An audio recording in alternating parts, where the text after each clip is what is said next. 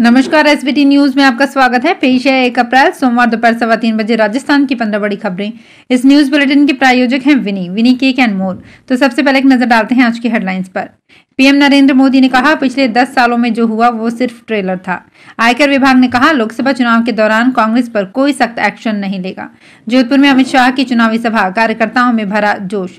सोना एक ही दिन में 1700 महंगा, पहली बार 10 ग्राम की कीमत 68,964 रुपए पर पहुंची। और जैसलमेर में फिर बदला मौसम, छाए बादल। और अब खबरें विस्तार से। रिजर्व बैंक के 90 साल पूरा होने के अवसर पर पीएम नरेंद्र मोदी ने मुंबई में सभा को संबोधित किया। इस दौरान उन्होंने कहा कि एक दशक पहले बैंकिंग सेक्टर गहरे तनाव में था, लेकिन अब बैंकिंग सिस्टम फायदे में है और रिकॉर्ड लेवल पर लोन मुहैया करा रहा है। भारतीय बैंकिंग सेक्टर में हुए बदलाव एक केस स्टडी है।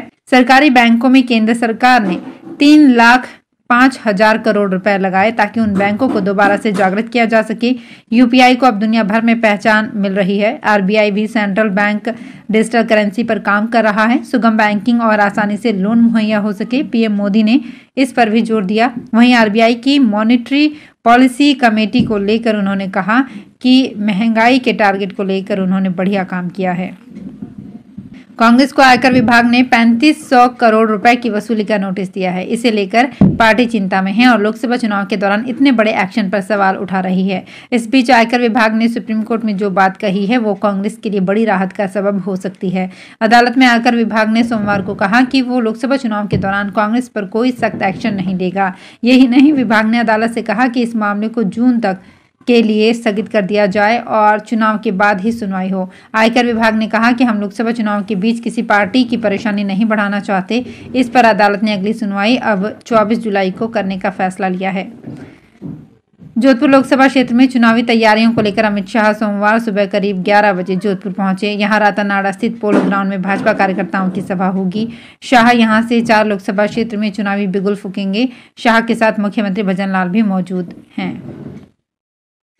सोना आज ऑल टाइम हाई पर पहुंच गया है। India Boolean and jewellers association की वेबसाइट के मुताबिक 10 ग्राम सोना 1,712 रुपये महंगा होकर 68,960 रुपये का हो गया है। इस साल अब तक सिर्फ 3 महीने में ही सोने के दाम 5,662 रुपये बढ़ चुके हैं। 1 जनवरी को सोना 63,302 रुपये पर था। चांदी में भी आज तेजी देखने को मिली। 1,273 रुपये महंगी होकर 75,400 रुपये प्रति किलोग्राम पर पहुंच गई है। जैसलमेर में सोमवार को आसमान में हल्के बादल छाने से मौसम में अब सुबह हल्की ठंडक घुल गई।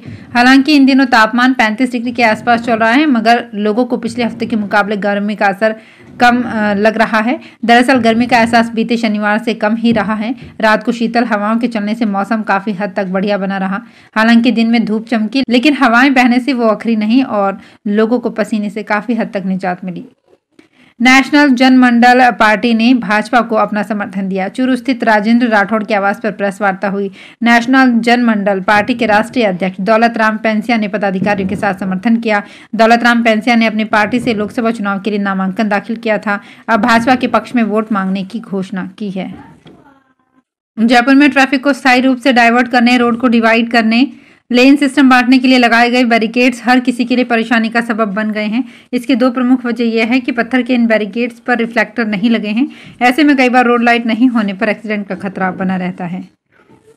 कोटा की पहली ग्रामीण पर्यटन इकाई डाबरी में तैयार हुई है। 65 बीघा जमीन में ये डेस्टिनेशन तैयार हुआ है। इसमें अमेरिका, फ्रांस समेत अन्य यूरोपीय देशों के पर्यटक आने लगे हैं। जिला पर्यटन विभाग में इसका पंजीयन हुआ है। पर्यटन विभाग के उपनिदेशक विकास पांड्या ने बताया कि विभाग ने नई पर्यटन नीति लागू की है, जिसमें विलेज टूरिज्म को प्रोत्साहित किया जा रहा है। डाबरी कला के आदित्य सिंह पर्यटन विभाग के प्रोत्साहन से डेस्टिनेशन तैयार किया है। लोकसभा चुनाव आचार संहिता के पहले 2 सप्ताह में राजस्थान में करीब 335 करोड़ रुपए की नकदी, ड्रग्स, शराब, सोना चांदी, प्रेशर कुकर, साड़ी आदि वस्तुएं जब्त की गई है। जबकि पिछले लोकसभा चुनाव के समय 75 दिनों में भी जब्ती का यह आंकड़ा 51 करोड़ 42 लाख रुपए पर ही पहुंचा था। बीते वर्ष हुए विधानसभा चुनाव की आचार संहिता के दौरान भी प्रदेश में 700 करोड़ रुपए से अधिक की वस्तुएं पकड़ी गई, जो प्रदेश में अब तक का जब्ती का एक रिकॉर्ड है। बीजेपी के पूर्व सांसद संतोष अहलावत ने साफ कहा है कि सभी अधिकारी कर्मचारी कान खोलकर सुन लें, मेरी किसी कार्यकर्ता को परेशान किया तो ठीक नहीं होगा। जो प्रधानमंत्री मोदी को वोट नहीं देगा उस आदमी को कोई हक नहीं है कि वो सूरजगढ़ विधानसभा में कुर्सी पर बैठकर नौकरी करे। 5 साल घुसने नहीं दूंगी। झुंझुनू जिले की सूरजगढ़ विधानसभा में लोकसभा चुनाव के लिए बूथ कार्यकर्ता सभा आयोजन किया गया। पूर्व सांसद ने अपने संबोधन में कहा कि लोकसभा चुनाव में तो आपने मेरा कत्ल कर दिया, ये आखिरी मौका है, अगर इस बार भी चूक गए तो मैं फिर स्कूल चलाऊंगी।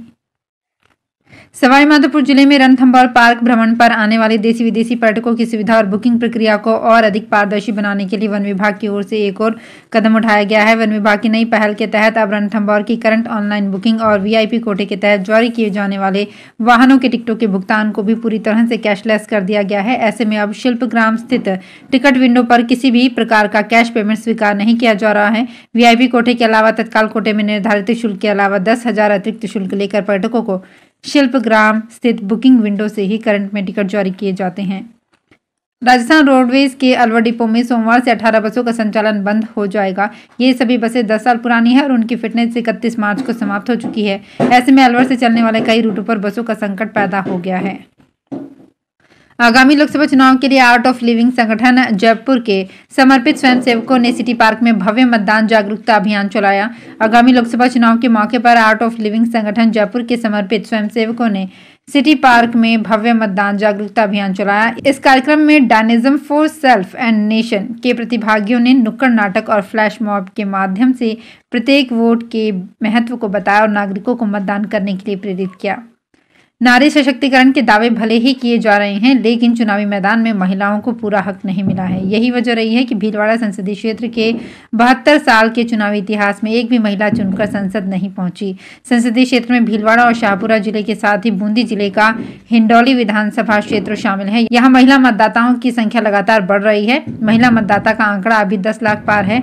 हर चुनाव में दावेदारी जताने के बाद भी राजनीतिक पार्टियों ने उनको चुनावी मैदान में नहीं उतारा। इस बार भी भाजपा और कांग्रेस ने महिला प्रत्याशी को चुनावी मैदान में नहीं उतारा। दौसा में लोकसभा चुनाव के तहत नामांकन प्रक्रिया का काम पूरा होने और प्रत्याशियों की तस्वीर स्पष्ट होने के बाद अब चुनाव प्रचार ने जोर पकड़ लिया है। भाजपा एवं कांग्रेस के प्रत्याशी गांव-गांव प्रचार और नुक्कड़ सभा करने में जुट गए हैं। वहीं अब चुनावी रण में भाजपा कांग्रेस के स्टार प्रचारकों के उतरने का भी इंतजार है।